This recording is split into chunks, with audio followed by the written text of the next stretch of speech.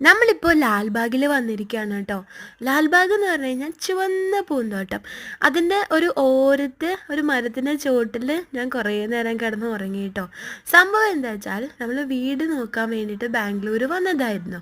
അപ്പോൾ 2 ദിവസത്തെ അലച്ചിലിനൊടുവിൽ നന്നായിട്ട് ക്ഷീണിച്ചിട്ടുണ്ടായിരുന്നു കേട്ടോ. അപ്പോൾ പനിയൊക്കെ പിടിച്ച് ആകെ ബുദ്ധിമുട്ടായി. അപ്പോൾ ലാൽബാഗ് എന്ന് പറഞ്ഞു കഴിഞ്ഞാൽ എത്രയോ ഏക്കറിൽ വിസ്താരമായി കിടക്കുന്ന ഒരു സ്ഥലമാണ്. ഗ്ലാസ് ഹൗസും അതുപോലെ ഇഷ്ടംപോലെ ചെടികളും ബൊട്ടാണിക്കൽ ഗാർഡനും ഒക്കെ ഉണ്ട്. പക്ഷെ ഒന്നും കാണാനുള്ള മൂഡും ആരോഗ്യവും ഉണ്ടായിരുന്നില്ല കേട്ടോ. അതുകൊണ്ട് ഒരു മൂലയിൽ പോയിട്ട് ഞാൻ കുറേ നേരം കിടന്നുറങ്ങി. വൈകുന്നേരമാണ് നമ്മുടെ ബസ്. അപ്പോൾ ഇഷ്ടംപോലെ സമയമുണ്ട്. ഏട്ടൻ എനിക്ക് കാവലിരുന്നു കേട്ടോ. അങ്ങനെ കാഴ്ചകളൊക്കെ പിന്നെ ഒരു ദിവസം കാണാമെന്ന്